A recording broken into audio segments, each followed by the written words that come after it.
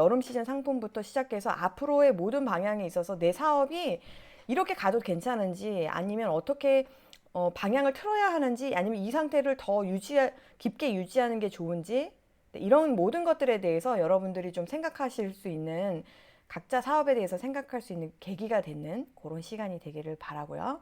이 알리테무가 지금 어떤 상황들인지를 이 기사들 제목만 봐도 사실 알 수가 있더라고요. 그래서 지금 보시면 뭐 알리테무 등이 식품, 의료 제품 불법 유통 부당 광고해가지고 이런 거 적발됐다.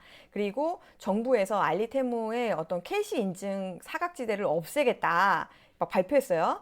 그리고 알리에서 이제 그 왜 그러냐면 애기들 그 머리띠 요게 이제 인증이 안 받아가지고 유해물질이 발견이 된 거예요. 그러다 보니까 이제 정부에서 캐시 인증 검사 이거 뭐 할 거다 이렇게 얘기한 거예요.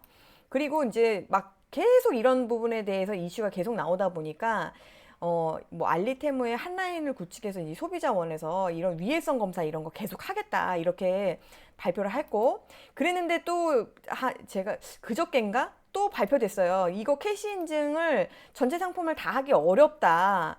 그래서 이거가 전체 상품이 아니라 일부 지금 이제 유해 그 물질 발견이 가능성이 있는 것들에 대해서 이렇게 가져가 가겠다. 이런 식으로 계속 이 어떤 알리와 테무에 해당되는 그 문제에 대해서는 계속적으로 우리나라에, 뭐 사실 우리나라는 이제 시작한 거니까 이 사태가, 사실 미국 같은 경우들을 막 지금 법으로 어떻게 지정을 해서 어떻게 못 들어오게 하느냐, 뭐 관세를 어떻게 하느냐 지금 난리가 났거든요.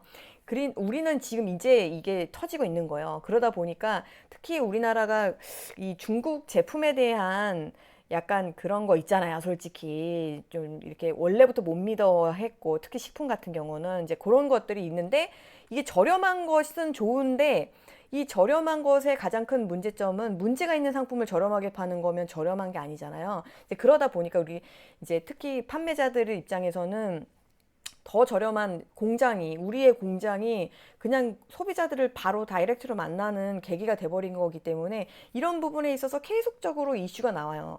그래서 이 부분은 지금까지 상황은 이런 정도의 느낌인데, 제가 보기에는 이거는 앞으로 더 심해지면 심해질 거예요. 국가에서는 더 규제를 하려고 하겠지만 또 막상 우리나라는 중국과의 어떤 그런 무역이나 이런 부분에 있어서 뭐 미국처럼 큰 소리 칠 수 있는 입장은 아니기 때문에 이거를 대놓고 하기도 좀 쉽지는 않을 테고, 그렇지만 뭔가 이게 계속 이렇게 했다가는 우리나라 기업들이나 우리나라 판매자들한테 계속적인 뭐 위기 상황이 될 거기 때문에 이걸 그냥 내버려 둘 수도 없을 테고, 그래서 제 생각에는 만약에 법적으로 이렇게 규제를 한다거나 그런 게 하지 않더라도 아마 여론몰이 있잖아요. 언론사나 이런 데서 뭐 이렇게 더 문제를 더 확대 해석한다거나, 아니면 어쨌든 아주 작은 것까지도 뭐 굉장히 크게 기사화 시킨다거나 이런 식으로 해서 이 알리와 테무를 쓰는 것이 뭔가 되게 위험한 것처럼 계속적으로 아마 그렇게 만들어가지 않을까. 그렇지만 한쪽에서는 왜 우리나라가 처음에 다이소가 우리나라에 이렇게 뭔가 정착을 했을 때도 그때 되게 비슷했거든요. 그거 환경오염 되는데 거의 1,000원짜리 제품들을 막 이제 특히 젊은 친구들이 뭐랄까 그때가 이제 가심비 막 그래가지고, 대한민국 트렌드 이런 거 보면 가심비 이래가지고 작은 돈을 가지고 뭔가 막 쇼핑을 많이 하는 듯한 느낌을 막 느끼면서 막 그렇게 하는 그런 어떤 트렌드 같은 것도 형성되고, 그러다가 다이소가 점차 이제 정착이 되고, 그러면서 더 이제 전 국민이 이용하는 어떤 형태로 지금 자리를 잡게 됐는데, 이 모든 과정 가운데 분명히 항상 있는 거는 반대하는 입장과 또 찬성하는 입장이 동시에 있어요. 항상 그래요. 모든 산업군은 거의 그래 왔고, 부정적인 파와 긍정적인 파가 계속적으로 서로 막 이렇게 하는 형태. 그리고 정부는 계속 그 상황에서 뭔가를 이렇게 액션을 취하는 걸 계속 보여주면서 뭔가 그렇게 계속 가긴 갈 것 같아요. 근데 지금 이런 상황들, 어쨌든 알리와 테무를 막을 수는 없는 거예요. 그쵸? 근데 그런 상황에서 그러면은 우리들은 도대체 어떻게 해야 되냐? 근데 우리가 솔직히 어떻게 해야 되는지에 대해서는 뭐 아직 정답은 없다 치고, 쿠팡이나 이런 뭐 네이버나 뭐 11번가 지마켓 이런 경우들이 아예 직접적으로 알리테무하고 부딪히기 때문에 굉장히 큰 위기 상황이거든요. 그래서 이런 기업들은 도대체 어떻게 대응하는지를 또 기사를 우리 통해서 보자면 중국 알리테무 광고비를 쏟아낸 거예요. 뭐 아시죠? 미국에서도 슈퍼볼에서 광고비 어마무시하게 썼다고 하잖아요. 그러니까 그런 식으로 이렇게 광고비를 막 하니까 그 광고를 집행하는 카카오 같은 경우는 매출이 오히려 떴다는 거예요. 지금 뭐 그 미국의 메타 같은 경우도 테무가 광고비를 어마무시하게 쓰는 바람에 매출이 엄청나게 해서 뭐 네, 그렇다고 하더라고요. 이제 그런 식으로 오히려 이제 그거에서 수혜를 입는 기업들이 생겨나고, 또 보면 우리가 또 많이 걱정하는 게 뭐냐면 쿠팡하고 네이버 어떻게 하냐, 잡아먹히는 거 아니야, 이런 얘기 되게 많이 하거든요. 그런데 네이버에서는 오히려 우리는 괜찮다라고 자신감을 보인대요. 이 부분도 제 생각에는 이게 네이버 입장에서는, 네이버는 좀 독특한 게 뭐냐면 네이버도 그렇고 카카오도 그렇고 검색 엔진을 낀 업체예요. 쇼핑도 기능이 있지만 검색 엔진으로서의 기능이 워낙 크기 때문에 이들이, 그러니까 시커머스들이 우리나라에 들어오면서 결국에는 광고를 통해서 일반 소비자들을 만나야 되기 때문에 그거를 집행할 수 있는 온라인의 공간인 네이버나 카카오 같은 경우는 그렇게 꼭 완전히 나쁜 뉴스만은 아닐 수 있다. 다만 이게 우리나라의 그 네이버 쇼핑에서의 어떤 형태를, 그 검색과 쇼핑이 일어나는 형태를 잘 보면 사람들이 네이버에서 최저가 검색을 해요. 그러니까 주로 이 네이버에서는 그 쇼핑이 최저가의 어떤 비중이 되게 큰 비중이에요. 쿠팡은 오히려 가격은 여기가 최저가가 아닐 수도 있어. 그렇지만 어쨌든 지금 시키면 내일 오잖아? 이런 게 쿠팡의 이점이었기 때문에 이제 이 서비스에 한번 길들여진 고객들은 빠져나올 수가 없었기 때문에 사실 쿠팡이 지금 거의 독점하다시피 막 커 나가고 있었던 거잖아요.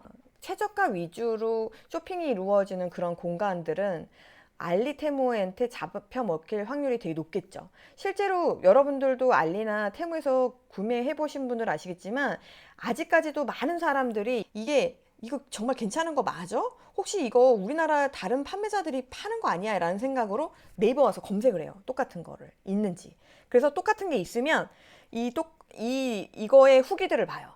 왜냐면은 아직 알리나 테무에 한국인 어떤 구매자들이 많은 후기들을 아직 우리나라 몰처럼 많이 남겨놓은 게 아니기 때문에 어, 네이버에 와서 가격 비교도 하고, 그 다음에 동일 상품에 대해서 후기도 찾아보고 이러면서 그렇게 하는 과정 속에서 이제 더 알리가, 테무가 또 싸니까 이쪽으로 넘어간다는 거예요. 그러니까 이게 네이버 같은 경우는 광고 부분에서는 사실은 이점이 있을 수도 있으나 이 알리나 테무는 이게 잘못하면 네이버 쇼핑 부분은 되게 많이 줄어들 수는 있다. 그렇지만 어쨌든 이걸 또 잘 봐야 되겠지만 네이버 같은 경우가 원래 이런 판매 수수료로 주 매출을 잡던 회사는 아니에요.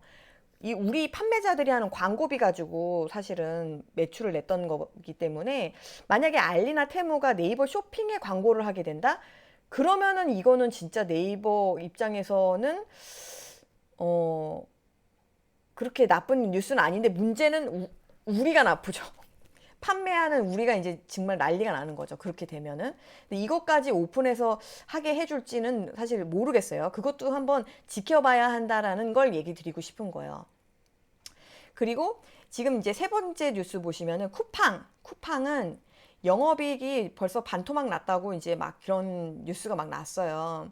그래서 이게 이제 그 기사 내용을 보니까 우선은 이제 뭐 알리테무 때문에 영향을 받기는 했지만 이제 그 쿠팡이 그 명품 플랫폼을 샀잖아요. 그러면서 이제 거기에서 오는 어떤 일시적인 효과일 수도 있다라고 얘기는 되어 있으나, 어쨌든 많은 부분에 지금 그 어떤 그러니까 구매를 위한 접속률이나 이런 것들을 보면 되게 굉장히 많이 쿠팡을 따라잡고 있기 때문에 이게 언제 이 칼자루가 여기서 넘어갈지 안 넘어갈지 이걸 모르겠어요. 그래서 특히 또 쿠팡 같은 경우는 뭐죠? 와우 회원 가격을 확 높이면서 또 약간 또 꼼수 써가지고, 그쵸? 저도 지금 또 피해 다니고 있는데 꼼수 써가지고 이렇게 글씨 작게 해놓고 막 이렇게 하다 보니까 이거 가지고 또 사실 욕을 엄청 먹고 있거든요. 쿠팡이 진짜 만약에 알리테모가 없는 상태에서 쿠팡이 독주하고 막 네이버나 그 누구도 따라잡지 못하게, 그러니까 한국의 아마존처럼 되어가고 있는 상황이었기 때문에 만약에 그런 상황이 계속적으로 가는 거였으면 진짜 쿠팡이 독주하면서 어쩌면 막 수수료도 더 높여버리고 그렇게 해서 약간 독과점처럼 갈 수 있는 상황이었기 때문에 오히려 알리나 테무가 있는 게 그렇게 꼭 나쁜 일인가라는 생각도 들지만 이게 또 우리나라 기업이 아니라는 게 또 문제예요. 하필. 그러다 보니까 이제 어쨌든 이런 어떤 무한 경쟁 속에서 누군가는 분명히 살아남을 거고 우리는 그 중에 이긴 놈 편에 서면 되는 거기 때문에 일단은 지켜봐야 된다. 쿠팡 부분은 좀 지켜봐야 되겠다. 그리고 네 번째 부분을 보시면 알리 테무 공습의 초토화 새벽 배송 원조 컬리는 웃었다 이런 기사가 있더라고요. 컬리는 독자적인 자체의 어떤 개발 상품도 있고 컬리만 독점으로 판매하는 상품들이 있어요. 약간 고급화되어 있고 전문적이고 이래서 약간 버티컬 서비스라고 하죠. 예, 그래서 이제 그런 쪽으로 컬리가 원래 쿠팡과 차별화돼서 그 방향으로 가고 있었는데 이것이 마침 알리테무하고는 완전히 알리테무에서 사람들이 식품을 구매한다고 하지만 대부분은 우리나라 대기업 제품들 뭐 햇반이라든지 뭐 그런 것들을 사실 그쪽에 수수료가 없다 보니까 그쪽이 더 싸서 그런 것들은 주문을 하겠지만 일반 식품을 아직 알리테무에서 구매하는 게 좀 불안한 그런 사람들도 아직 많거든요. 결국에는 그래서 식품 쪽에서도 이들이 독자적으로 가지고 갈 수 있는 그런 제품들이 가지고 있는 이 컬리가 오히려 차별화에 성공한 것이 아닌가. 그래서 자기만의 어떤 독자적인 시장을 가져가는 거죠. 마지막으로 보면은 글로벌 이커머스 날개단 물류업계 매출 성장 가도가 올랐다. 이 부분은 C커머스 부분을 지금 감당하고 있는 게 CJ 대한통운하고 한진하고 했었는데 어저껜가 그저껜가 이제 발표 나왔는데 롯데 같은 경우도 신규 물량에 대해서 계약을 땄다고 하더라고요. 이제 그런 식으로 해서 우리나라의 그런 물류 업체들이 새로운 그런 기회들을 보고 있어요. 그래서 이제 이런 것들을 통해서 이게 기업들도 이 알리와 테무가 들어오는 어떤 이 위기 상황을 다 위기로만 보지 않고 기회로 만들 것인가에 대해서 끊임없이 생각하고 또 이렇게 반응하고 대응하고 이제 이러면서 어떻게 내가 살아남을 수 있을까? 어떻게 차별화를 줄 수 있을까? 이 부분이 되게 고민을 많이 하거든요. 그들은 또 어떻게 또 하는지 또 보자면 이제 이 기사 내용 중에서 노란 부분만 먼저 한번 볼게요. C커머스와 차별화된 혜택을 통해서 우리나라 이커머스 업체들이 충성 고객 확보에 이제 집중하고 있다는 거예요. 이제 뭔가 가격 경쟁력을 하려고 하는데 도저히 가격으로는 어떻게 할 수가 없으니까 뭐예요? 차별화를 주려고 하는 지마켓은 어떻게 하냐면은 빅스마일데이 해가지고 이번에 뭐 원래 연회비 3만 원인데 4,900원으로 낮췄잖아요. 멤버십을 늘렸고 3배인가가 더 늘어났다고 하더라고요. 그리고 뭐 이제 그 원래 기존에 이제 빅스마일데이에 썼던 광고비에 배를 썼대. 첫날 1,000억을 벌었다고 하더라고요. 11번가 같은 경우는 1만 원 미만 상품을 모아서 판매하는 가성비 특화 전문가 9,900원 샵을 또 오픈을 하긴 했대요. 그러니까 이런 식으로 뭔가 계속적으로 자기네들이 뭐를 할 수 있을까에 대한 어떤 차별화를 자꾸 생각을 하는 거예요. 그런데 이 초록색 부분을 이번에 봐주세요. 초록색 부분을 보면은 이제 이 G마켓 같은 경우는 또 어떻게 했냐면 C커머스에 비해서 우위를 점하는 IT, 디지털 가전 이런 카테고리를 더 확대하고 집중할 계획이라고 해요. 그러니까 이 전체 카테고리를 우리가 다 잡겠다 이렇게는 왜냐면 어차피 저렴이 버전의 그런 카테고리들은 이미 사실 중국 공장이 많기 때문에 그들에게 뭐 이기기가 너무 힘든 거예요. 이제까지 빅스마일데이나 이런 거에 보시면 항상 IT 디지털 가전이 1위거든요. 그래서 본인들이 원래 잘하던 영역을 더 열심히 잘하겠다. 이렇게 방향성을 잡아가는 거고 11번가 같은 경우는 고객 니즈에 맞춰서 전문성을 높인 여기 밑에 초록색 네, 여기 밑에 부분이에요. 고객 니즈에 맞춰서 전문성을 높인 버티컬 서비스를 지난해 연이어 오픈한 데 이어서 셀프 인테리어, 홈 퍼니싱 전문관, 홈즈라는 거를 테스트 운영을 한대요. 11번가 입장에서는 우리나라 시장이 이제 이 셀프 인테리어나 홈 퍼니싱 쪽이 더 많이 확대될 거라고 생각하는 거예요. GDP나 이런 거를 기준으로 봤을 때 우리나라가 이제 이 시장에 분명히 확대될 거라고 생각을 했었는데 그런 전문관이 없었다가 오늘의 집이라는 곳이 생기면서 진짜, 역시 진짜 그쪽이 많이 활성화되는구나라고 했었거든요. 그때도 그런 기사들이 많이 났었는데, 역시나 11분가는 그쪽 시장을 좀 앞으로 다 더 차별화해서 잡겠다. 이렇게 지금 공략을 하겠다는 거예요. 근데 이 업체들도 보면은 기존에 이 오픈마켓들은 전체 카테고리를 다 취급을 하잖아요. 근데 이 전체 카테고리에서 자기네들이 더 잘할 수 있는 게 무엇인지, 그리고 내가 어디다가 힘을 줘야 되는지에 대해서 지금 새롭게 다시 정비하고 있는 거예요. 플랫폼들 역시. 그러기 때문에 우리도 그 부분에 대해서 정비를 해야 된다. 그러면은 우리 입장에서는 어떻게 해야 돼요? 우리도 역시 우리보다 훨씬 더 저렴이 버전을 많이 가지고 있는 플랫폼들도, 아니 도대체 중국 알리랑 테무에는 못 이겨 이렇게 하고 있다는데, 우리가 그거를 내가 원래 팔던 거 그냥 그렇게 팔고 있지 뭐, 이런 마음으로 하고 있으면 될까요, 그게? 이제는 안 돼요. 이제는 더 이상 우리가 최저가 위주로 가시면 안 된다는 거예요. 이제는 옛날 방식으로 하면 안 된다. 너무 강력한, 우리가 할 수도 없는 정도의 어떤 그런 강력한 버전의 최저가를 가져와 버리니까 이제 이게 되게 무력화된 거예요. 모든 플랫폼들이 카탈로그 어떤 매칭, 그쵸? 그리고 아이템 인어 이런 것들을 통해서 계속 동일 상품에 대해서는 묶어서 최저가를 위에다 보여주는 형태의 서비스들을 최근 1년, 2년 사이에 계속적으로 런칭하고 있었어요. 모든 오픈마켓들이. 그래서 사실은 어떻게 하면 더 저렴하게 이거를 할 수 있을까에 되게 많은 사람들이 집중하여 있었고, 그냥 모든 사업의 전략이 어떻게 하면 최저가에 완전히 맞춰서 할 수 있을까? 이거에 이제 집중하고 있었는데 여기에 완전히 경종을 울린 거예요. 그러면 우리는 이제는 어떻게 되냐면 우리 기존의 싸움의 룰인 최저가는 이제 통하지 않는 게 된 거예요. 그러면 이제 최저가를 못 해요. 그럼 이제는 우리는 뭐를 해야 되고 어떤 걸 팔아야 될까요? 이 부분에 대해서 그냥 뭐 알리테모 오니까는 큰일 났어. 막 내 사업 이거 앞으로 어떻게 하면 좋아? 난 이제 최저가를 못 하는데 어떻게 하면 좋아? 이게 두려워만 할 필요가 없어요. 이걸 그러면은 앞으로 어떻게 할 건지 생각해야 되는 거예요. 이런 상황일수록 생각을 많이 해야 돼요. 그래서 어떻게든 이게 지금 이렇게 어쨌든 나만 당황하는 게 아니라, 제가 아까도 얘기했잖아요. 정부도 당황해서 난리가 났고 기업들도 당황해서 지금 막 난리가 났어요. 이것도 출시해보고 저것도 이런 기획전도 해보고 막 난리가 난 거예요. 지금 누구도 아직 정답을 못 찾았어요. 이 전체 카테고리에서 내가 이제 뭐 해본 적도 없고 경험도 없고 난 어떻게 해야 되나. 아니, 기회예요. 왜요?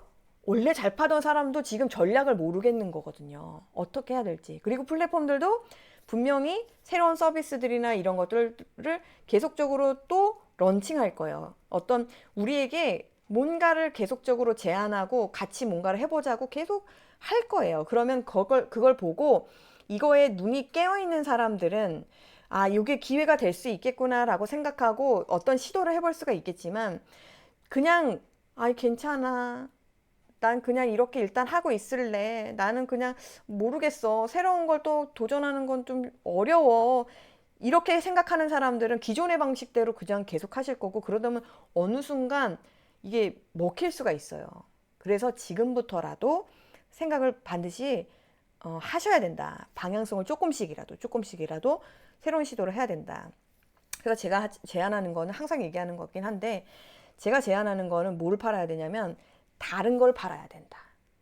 네, 다른 걸 팔아야 됩니다, 여러분. 전에도 지금이랑 되게 비슷한 상황들이 있었어요. 그때는 어땠냐면 오프라인에서 온라인으로 넘어갈 때였어요. 우리나라 유통 그러면 이마트가 꽉 잡고 있었어요. 이마트가 흔들릴 일이 전혀 없었어요. 최저가 아닌 이마트. 그래서 이마트는 전 국민이 장 보는 곳이기 때문에 아주 승승장구하고 있었거든요. 근데 그러다가 온라인, 이제 특히 이게 모바일 커머스로 넘어가면서, 제가 이제 20대 때만 해도 PC 위주로 인터넷이 되어 있었고 쇼핑몰들은 PC 위주였어요. 그러면 이제 거의 어떤 식이냐면, 회사에서 출근해서 회사에 있는 시간, 또는 퇴근해서 집에 있는 잠깐 시간, 그런 시간에 쇼핑이 잠깐 이루어지는 거였는데, 모바일 쇼핑이 이루어지니까 시시때때로 일어나는 거예요. 모든 쇼핑이 하루 종일, 그리고 밤새 내내. 그쵸? 밤새 내내 이렇게 핸드폰 이렇게 자면서 보면서 쇼핑도 하고 막 하는 거예요, 사람들이. 그러면서 굉장히 많은 사람들이 이 편리성에 이제 너무 편하고 좋으니까 이 모바일 쇼핑을 하는 거예요. 그런데 이제 그런 이 모바일 쇼핑의 편리함에다가 점점점 이제 많은 플랫폼들이 더 좋은 거, 더 좋은 거, 더 싼 거 막 이렇게 하다 보니까 많은 사람들이 이제 여기서 이제 쇼핑을 할 때 이마트는 식료품? 그리고 내가 좋은 거는 온라인? 이런 식으로 막 이렇게 갔다가 보니까 그런 식으로 가고 있었고, 특히 뭐 고기, 신선식품, 농수산물, 그 다음에 뭐 축산물 뭐 이런 거 있죠. 이런 거를 온라인에서 산다? 이런 거 상상도 할 수 없었어요. 그랬는데 이게 점점 모든 물류 체계나 모든 시스템들이 점점점 더 기반이 바탕이 되고 이렇게 온라인 몰들이 정착화가 되면서 어느 순간 뭐가 나타났어요? 컬리가 이제 새벽 배송을 하면서 이 새벽 배송의 맛을 또 사람들이 느꼈죠. 점점 그쪽으로 가는 거예요. 그러다가 쿠팡이 원래는 원천이 소셜 커머스였거든요. 공동구매. 그러다가 이제 쿠팡이 어느 순간 로켓 배송 이런 걸 시작으로 해가지고 이제 확 이 완전 독자적인 세계로 간 거예요. 그런데 이제 이 쿠팡은 뭐가 장점이냐면 새벽 배송, 컬리처럼 새벽에 갖다 줘. 너무 편해. 근데 이마트에 있는 게 다 있어. 특히 한때 뭐까지 했냐면 이마트보다 싸다고. 그쵸? 이마트보다 싸다고. 그리고 이마트에서 뭐 했어요? 쿠팡보다 싼다. 쿠팡보다 비싸면 뭐 환불해준다. 이런 것까지 서로 막 엄청 이렇게 한 거예요. 그러면서 이 결국에는 어떻게 되냐면 사람들이 이 모바일 쇼핑이 편하고 더군다나 새벽에 갖다 주는 게 편한데 이마트에서 내가 식초 하나 사려고 이마트 갈 일이 없는데 쿠팡은 식초 하나도 그냥 새벽에 갖다 주네.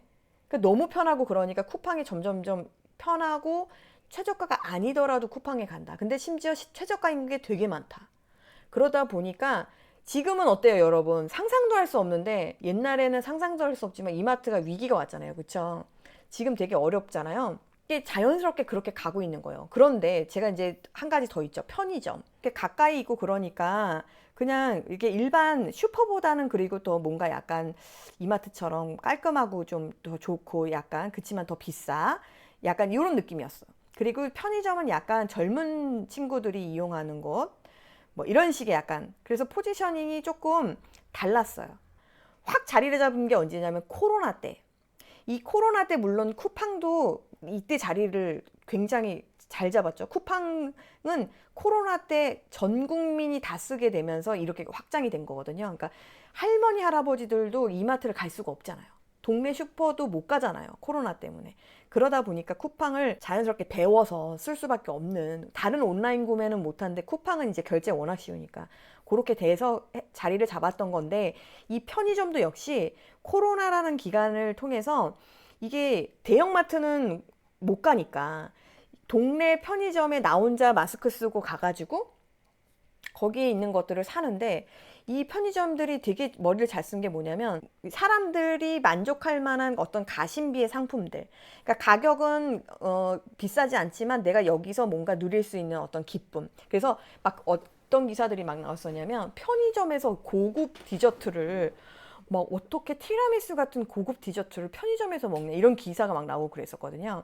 그러니까 이런 식으로 뭔가 그냥 일반 슈퍼에서 할 수 없는 그리고 뭔가 뭐 그런 거 있잖아요. 수입 맥주 같은 것들도 종류별로 쫙 있고 막 그거를 또 막 사람들이 사기 쉽게 해놓고 또 그거에 또 안주나 이런 버전들도 또 되게 막 다양하게 하고 그리고 자기네 각 편의점마다 자기네들만의 어떤 PB 상품들을 만들어서 그 편의점에 가야지만 그걸 먹을 수 있도록 만드는 형태로 해가지고 이 편의점이 처음에는 MZ들이 그냥 그렇게 사는 어떤 형태 그래서 약간 제 나이 또래나 이런 사람들 잘 안 갔었어요. 편의점은 실제 데이터로도 보면 그런데 요즘은 어떠냐면 특별히 또 그런 거 있죠. 인플레이션 때문에 요즘에 물가가 워낙 비싸고 이러니까 요즘에는 또 해자 도시락 이렇게 해가지고 편의점 도시락을 통해서 또 점심 해결하시는 분들도 많잖아요. 그런 인구들도 많이 늘어나고 그러면서 이 편의점이 뭐랄까 어떤 새로운 공간이 된 거예요. 이마트하고 차별화된 어떤 거를 자기네들이 계속적으로 개발하고 그쪽에 포인트를 두고 거기에 강화시키고 뭔가 마케팅도 집중하고 하면서 점차 처음에는 되게 작은 몸부림이었으나 이게 점차 이제 어떤 흐름, 코로나라는 흐름이라든지 또 인플레이션이나 이런 어떤 경기 흐름이라든지 이런 거랑 만나면서 이들이 각 더 커지는 거예요. 오히려 이 옛날에 공룡 같은 이마트까지도 위협적으로 느낄 만큼 커 나가는 거거든요. 편의점 업계가 PB로 불황을 넘는데요. 이건 이제 알리나 테무랑 상관은 없지만 뭐 또 동일해요. GS 같은 경우는 대용량 제품, 여기 좌측에 보시면 이런 큰 거, 대용량 제품으로 가용비냐 뭐냐, 가격 대비 우수한 용량이래요. 가격 대비 우수한 용량인 가용비 시장에 이제 공략한다. GS25는. 그래서 요런 거 이제 막 개발해갖고, 요런 거는 이마트에도 없잖아요. 자기네 거기 편의점에 와야 먹을 수 있잖아요. 이런 거를 통해서 고객을 잡겠다. 세븐일레븐은 같은 가격에 프리미엄을 즐길 수 있도록 제품의 질을 높인 가심비 시장을 겨냥한대요. 그래서 뭐예요? 이제 무조건 이제 저렴이 버전을 뭐 최저가를 하겠다 이런 얘기가 아니잖아요. 뭐예요? 가심비. 뭔가 이 사람들이 뭔가 여기에서 어떤 가심비, 마음을 움직이는 뭔가 이렇게 이거 너무 감동인데 하는 어떤 포인트가 있지만 이거를 가격을 팍 높이는 게 아니라 같은 가격인데 더 프리미엄급으로 높이는 거예요. 그래서 이 세븐일레븐은 뭐 했대요? PB 제품 프리미엄 전략에 따라서 다른 카테고리 피부 상품도 프리미엄급으로 리뉴얼해서 계속 선보일 거라고 하잖아요. 그러니까 뭔가 다들 되게 저렴이 버전으로 갈 것 같은데 어때요? 저렴이 버전이 아니라 용량을 키우거나 프리미엄으로 가거나 뭔가 다른 전략을 생각하는 거예요. 그렇게 해서 가성비, 가심비 모두 최대한 소비자의 주머니 부담을 덜면서 조금 더 좋은 제품을 선보이기 위한 것이다. 최근 외식 물가가 치솟아서 어려움을 겪는 분들을 위해 다양한 PB 상품을 준비할 것이다. 라고 해서 편의점들이 이렇게 계속적으로 온라인으로 가고 있는 고객을 잡고 또 이마트에 갈 고객들을 잡고 하면서 편의점을 더 키우는 거예요. 그래서 우리도 이렇게 해야 된다는 거예요. 제가 얘기하고 싶은 건 뭐냐면 완전히 어떤 PB 상품을 만드시듯이 그렇게 완전히 다른 상품 만드실 수 있으면 되게 좋겠죠. 그렇게 하실 수 있는 분들이라면 뭐 공장을 끼고 있거나 뭐 하는 분이면 그렇게 하는 게 좋아요. 근데 그렇게 하지 않아도 되는 거예요. 뭘 해야 되냐면 차별화를 해야 돼요. 그래서 어떤 상품을 팔아야 되는 거냐면 우리가 앞으로 소싱을 할 때 이거는 지금부터는 이제 뭐냐면 우리가 이제 여름 상품을 소싱을 할 때도 그리고 또는 앞으로 내가 계속적으로 소싱을 할 때 앞으로 소싱할 그 모든 상품에 대해서 이런 생각을 하자는 거예요. 뭐냐? 차별화된 상품을 팔아야 되는 거예요. 어떤 거? 우선은 기존에 우리가 약간 다이소 버전 있죠. 다이소 버전으로 여러분들이 뭔가 판매하고 있었다면 그 버전에서는 좀 탈피해야 된다. 다이소 버전은 뭐야? 1만 원대 이하. 1만 원대 이하에 뭔가 이렇게 약간 아니면 더 저렴한 버전. 그래서 그 저렴이 버전인데 얘가 단순 가격 비교가 딱 돼. 이거 딱 봐도 걔네 딱 보이는 그 상품이 있죠. 어떻게 이거는 뭐 다르게 꾸며도 이거는 똑같은 게 딱 느껴져 하는 상품 그런 거는 기왕이면은 조금 피하는 게 좋겠다. 예. 왜냐면 이거는 이제는 여러분들이 중국에서 더 많이 대량으로 뭐 사입한다고 해서 최저가 해줄 수 있는 게 아니에요. 이건 이제 무조건 알리로 넘어가게 돼요. 이런 분들은. 그래서 지금 내가 뭐 네이버 1페이지에서 잘 팔고 있다고 하더라도 언제 알리로 다 넘어갈지 모르니까 이게 있다면 빨리 대비하는 게 좋겠다. 그리고 앞으로 소싱하면서 굳이 이런 거를 할 필요는 없겠다. 그리고 아까도 얘기 드렸지만 그러니까 한국인들은 이 중국 그 몰에 대해서 약간 신뢰가 없기 때문에 이 상세를 보더라도 뭐 우리나라에서도 보면은 상세 중국 거 그냥 가져다가 번역만 하시는 분들 많잖아요. 이제 그런 식의 상세는 정말 이제는 쓰면 안 돼요. 그냥 동일해 보인다. 이거 비슷한데? 그러면은 그냥 무조건 알리로 넘어간다고 생각하시면 돼요. 그러니까 무조건 뭐 해야 돼요? 이거 다른 건가?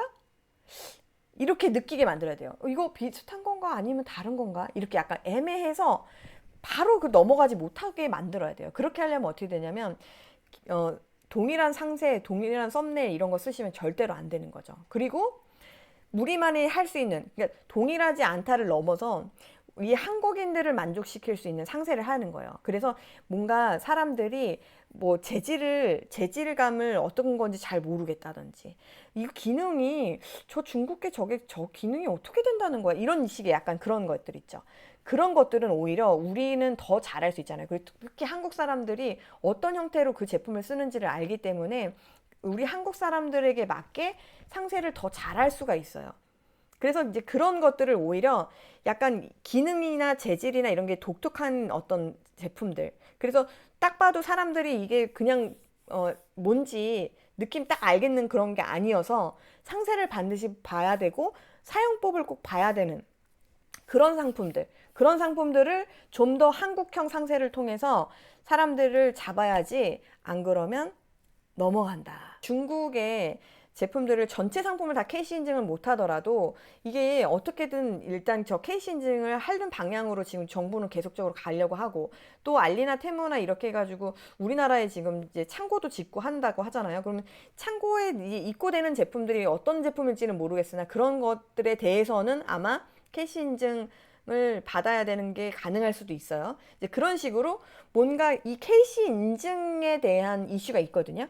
그러면 어찌 됐던 지금 당장은 아니더라도 어쨌든 이 방향성으로 가고 있으니, 그리고 솔직히 지금 역시도 이 유아용품이나 전기용품 그런 KC 인증이 필요한 제품들에 대해서는 사람들이 구매는 하지만 되게 불안해 하거든요. 그러기 때문에 특히나 앞으로 만약에 KC 인증 규제까지 들어간다 그러면 더 이 부분은 어려워짐이 있을 테니 그게 우리한테는 또 기회잖아요. 그러니까 오히려 유아용품이나 전기용품 같은 거, 그래서 그들이 함부로 넘어올 수 없는 제품군을 하시는 거, 특히 식품 같은 경우도 그렇고 그렇게 하시는 것도 좋겠다. 카테고리 입장에서는 이제 그런 걸 생각해 보시면 좋겠어요.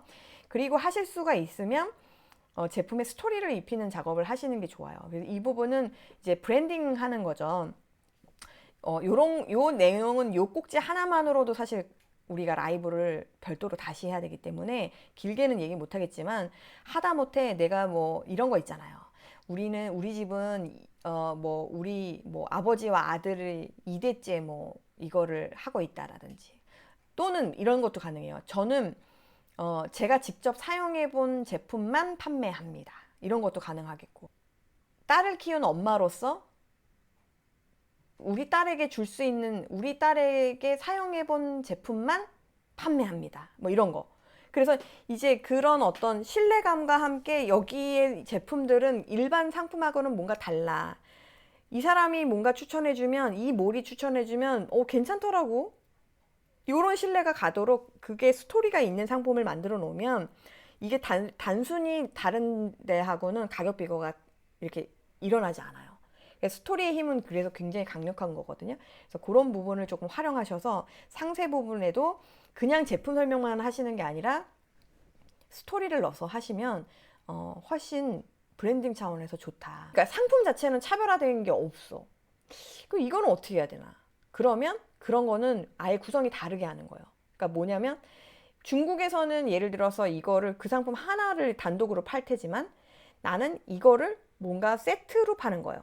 예를 들어 그 캐릭터가 있는 우산과 장화를 같이 세트로 판다거나, 아니면 뭐 어떤 제품이면 그거를 제품을 담을 수 있는 파우치를 함께 준다거나, 뭐 이런 식의 것으로 해서 뭔가 그냥 단순 비교가 아니라 뭔가가 하나 달라서 그것으로 인해서 그 사은품이나 그 세트의 어떤 구성으로 인해서 이게 되게 이점으로 느끼게 하는 거예요.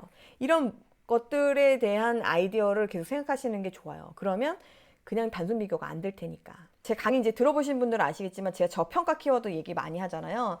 그 저평가 키워드를 찾아야 된다고 얘기를 드리는데, 오늘은 제가 이제 저평가 키워드를 막 자세히 설명한다기보다는 이거 개념을 조금 설명을 좀 드리도록 할게요. 저평가 키워드는 요 돈부 온라인 유통 특공대라고 하는 네이버 카페에 가셔가지고요.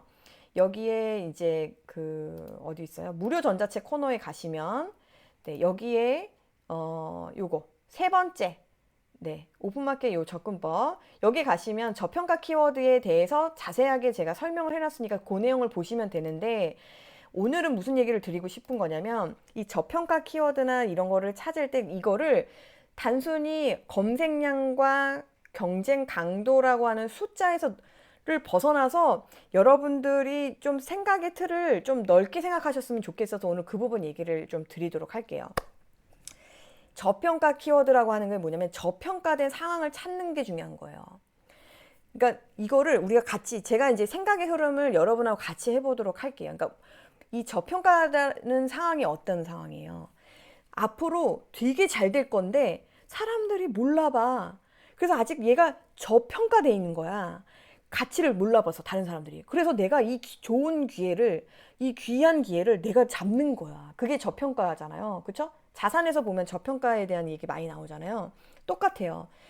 이 저평가 키워드, 저평가 상황이라는 건 뭐냐면 검색은 계속 늘어나. 그러니까 검색이 늘어난다는 건 뭐예요? 우리가 지금 이 검색량이 기준이 뭐예요? 사실 네이버잖아요.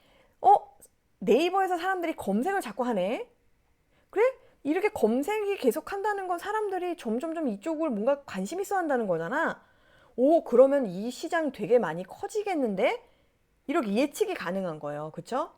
근데, 근데 사람들이, 그러니까 다른 판매자들이 아직 이 상품을 많이 못 봤나 봐. 상품 등록을 많이 안 했네? 그래서 경쟁이 적잖아? 와, 심지어 광고의 자리도 별 상품이 없어. 그게 저평가 키워드예요. 이렇게 생각해야 돼요. 저평가 키워드를 검색량 몇에서 뭐 1000에서 뭐 10,000 사이에 경쟁 강도 2 이하 이렇게 뽑아내면은 이런 식으로 하면 실력이 하나도 안 늘어요. 자, 이 상황을 조금 더 확대하면 어떻게 되냐면, 아니 사람들이 검색을 계속 하고 있는데 경쟁이 정매 만매 할 때 우리가 아이템 스카우트나 이런 데서 경쟁 강도라는 걸 보잖아요. 그쵸? 그래서 경쟁 강도가 크면은 경쟁이 되게 심하네 라고 생각을 한단 말이죠. 그 사이에 우리가 한 1, 2년 사이에 많은 사람들이 프로그램으로 막 상품 등록을 밀어 넣다 보니까 상품 등록 숫자는 어마어마시하게 많아졌어요. 그런데 잘 파는 사람이 별로 없어요. 전 그 얘기를 하고 싶어. 경쟁 강도는 실제 데이터로 봤을 땐 경쟁 강도는 높아졌어. 높아, 심지어. 근데 그 경쟁 강도가 아무 의미가 없어. 왜냐면 다 똑같이 등록하고 심지어 알리나 테모에 있는 거랑 썸네일도 똑같아. 그 사람들은 우리 경쟁 상대가 아니라는 거예요. 근데 나는 이 검색량이 늘어나고 있는 이 시장에서 나는 저거보다 잘할 수 있어. 그럼 나는 경쟁 강도가 숫자상으로는 높지만 실제로 나는 저게 저평가 키워드라고 판단할 수 있다는 거예요. 그러니까 결국 제가 저평가 키워드는 항상 상대적이라고 얘기를 하는데, 자기가 차별화를, 이게 동일한 상품으로 안 보이도록 차별화를 어떻게 잘하느냐에 따라서 경쟁 강도가 높아도 이건 저평가로 판매를 잘할 수가 있어요. 그래서 점차 뭘 하셔야 되냐면 실력을 높여야 되는데, 그 실력이 남의 거 잡아가는 실력을 높이는 게 아니라 차별화하는 방법에 대한 실력을 높이는 것이 너무나 중요하다, 앞으로도. 왜냐면 이제 알리테모까지 이제 경쟁을 해야 되는 상황이니까. 자, 그래서 그런 부분에서 조금 저평가 키워드를 좀 더 확장해서 생각했으면 좋겠고, 11번가, G마켓, 뭐 다른데 뭐 쿠팡 이런 데도 다 정확하게 검색량이나 이런 데이터를 안 주잖아요. 그러면은 얘네들은 어떻게 우리가 예측을 할 수가 있겠어요? 제가 생각하는 건 그거야. 우리나라는 어차피 저 네이버에서 검색하는 거지, 네이버에서 검색을 시작을 하는 거지, 결국에는 그거를 쿠팡에서 안 하겠냐고.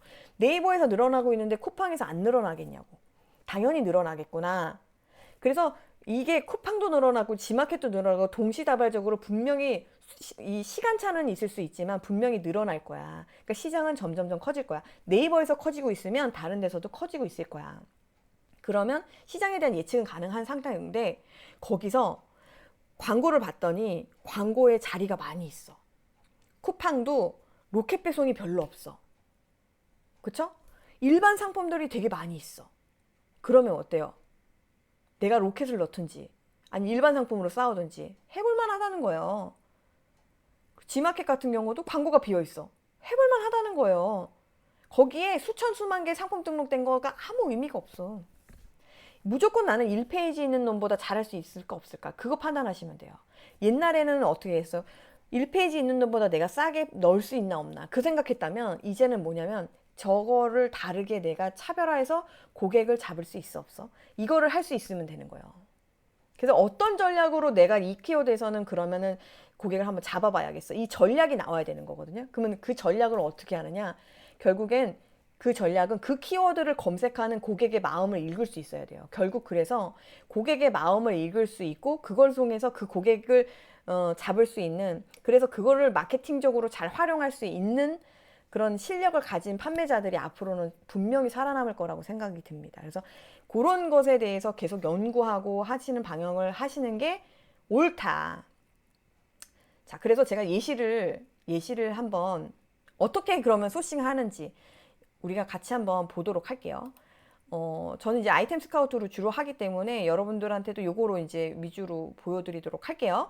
그래서 혹시 이 아이템 스카우트를 지금 무료로 쓰시는 분들은 전체 데이터를 다 보려면 사실은 유료 버전을 쓰시는 게 좋거든요.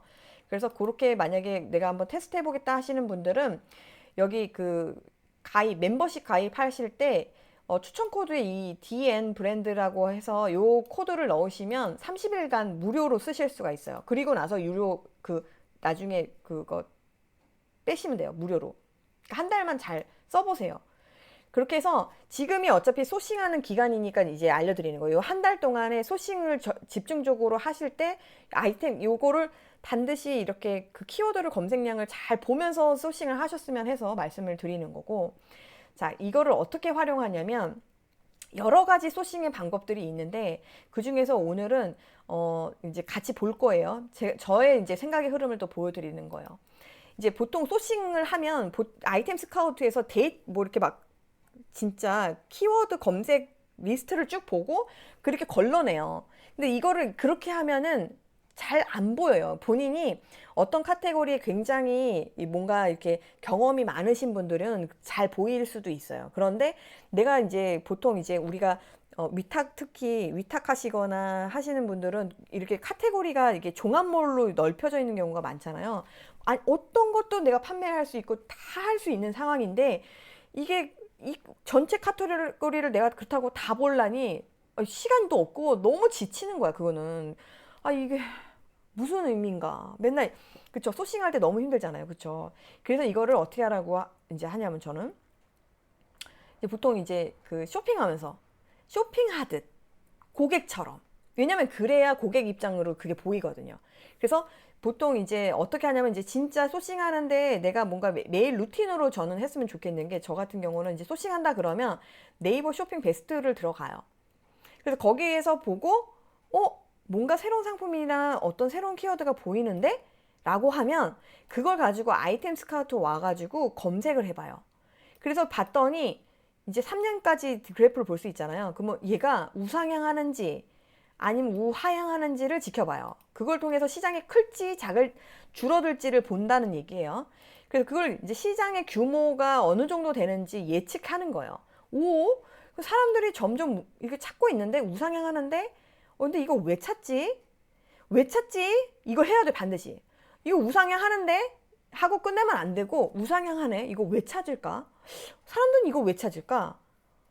아니, 이거 뭐 때문에 찾을까? 어떤 불편함이 있어서 찾을까? 어떤 게 필요해서 찾을까? 뭘 해결하고 싶어서 찾는 걸까? 이걸 생각해야 돼요. 왜냐면 내가 그 키워드로 소싱할 상품을 못 찾을 수 있거든. 그렇지만 그 키워드가 검색량이 뜨고 있다는 건 그 불편함과 그 욕구는 그대로 있다는 거고, 내가 그 욕구나 불편함을 해결해 줄 수 있는 다른 상품을 소싱을 한다고 하면 할 수 있잖아요.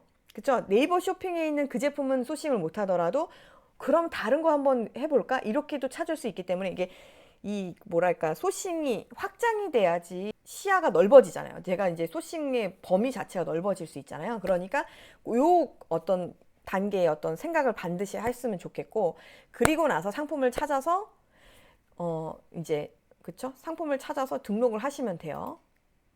네, 여기 카테고리 들어가셔서 보시는 거예요.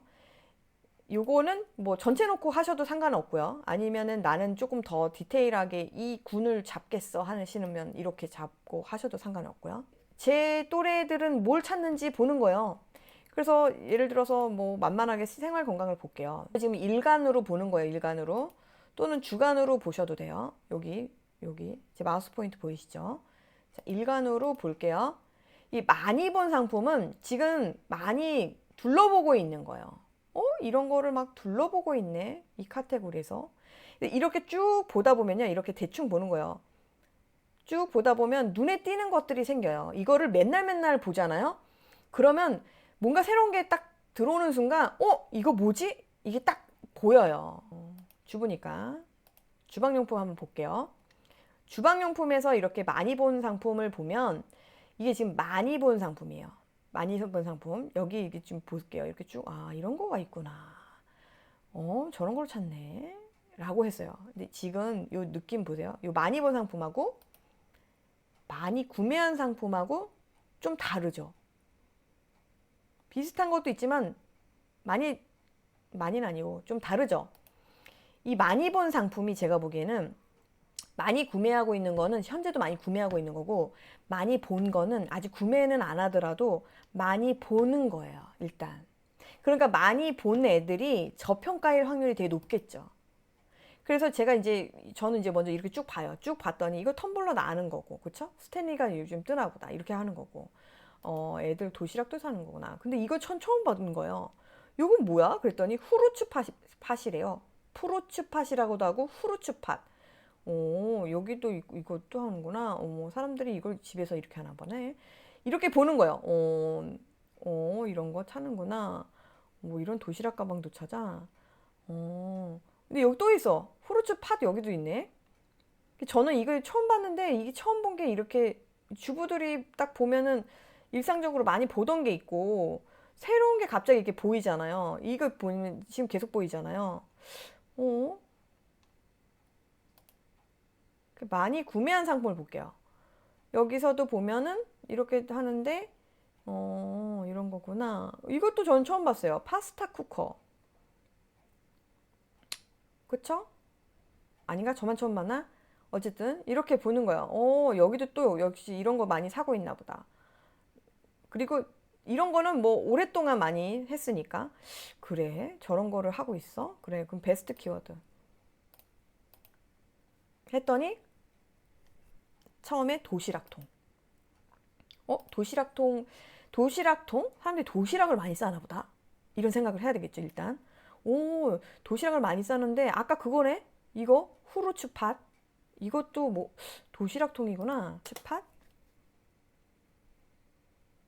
네. 후르츠 팥. 지금 3,790. 상품수 3,700. 0.98의 경쟁 강도고 지금 보면 네. 올해 떴네요. 아니네. 작년 여름부터 뜬 거네. 이렇게 해가지고 뭔가 팍 떴어. 보시면 또 뭘 봐야 되냐면 연관 키워드를 반드시 봐야 돼요.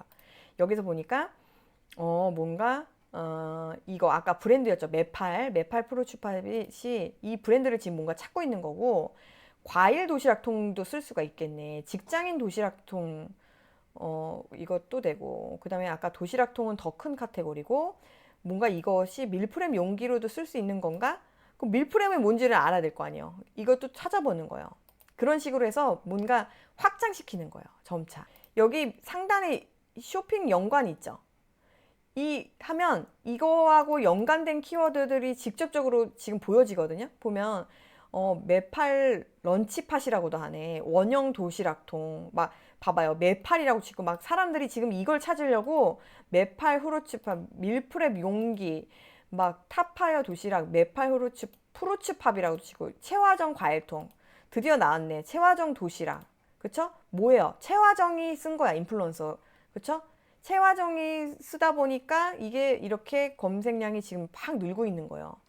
그럼 지금 저게 이렇게 잠시만 이렇게 올라갔다가 떨어질 수도 있겠고, 아니면 이제 이걸 계기로 해서 쭉 올라갈 수도 있어요. 이게 트렌드가 뭔가 사람들이 지금 우리나라에서 많은 사람들이 도시락을 싸고 있는데 뭔가 채화정이 뭐 어떤 점을 강조했는지는 모르겠으나 어떤 채화정이 뭔가 장점이나 이런 걸 얘기했을 거고, 그게 만약에 일반 사람들에게도 많이 통하는 것이다.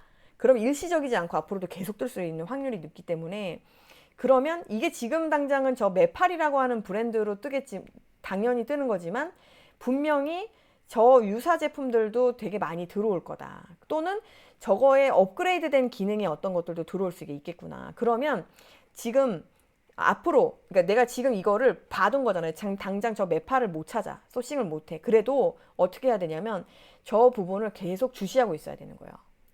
그래서 이게 지금 당장이 아니더라도 저긴 어떤 그 흐름상 봤을 때 계속 사람들이 저 과일통이나 도시락통을 쓰겠다 싶으면 눈여겨보고, 저게 지금은 원형이지만 뭐 사각으로 저런 게 있을 수도 있는 거고, 그쵸? 어떤 식의 새로운 트렌드가 나올지 몰라요. 그런 거를 계속 지켜보다가 상품을 소싱하시면 되는 거예요. 여기서 네이버에서도 검색을 하겠지만 이렇게 여기 왔더니 실제 제품들을 사람들이 많이 찾고 있을 텐데 여기 몇 개 없잖아요. 지금 실제 사람들이 찾고 있는 제품은. 오, 이건 또 뭐지? 이것도 있네. 이런 것도 있네요. 오, 저거는 이제 저 브랜드를 지금 찾고 있는 거지만, 아, 저런 걸 하고 있구나. 지금 요게 보시면 일반 상품이죠. 그러니까 광고가 지금 없는 거야. 광고 구자가 상단에 이렇게 많이 있는데도 아직 광고가 다 안 찼어. 그러면 저는 90원으로도 지금 여기 상단에 위치할 수가 있게 되거든요. 이게 바로 저평가 상황인 거예요. 오늘 준비한 내용은 여기까지 됐고요.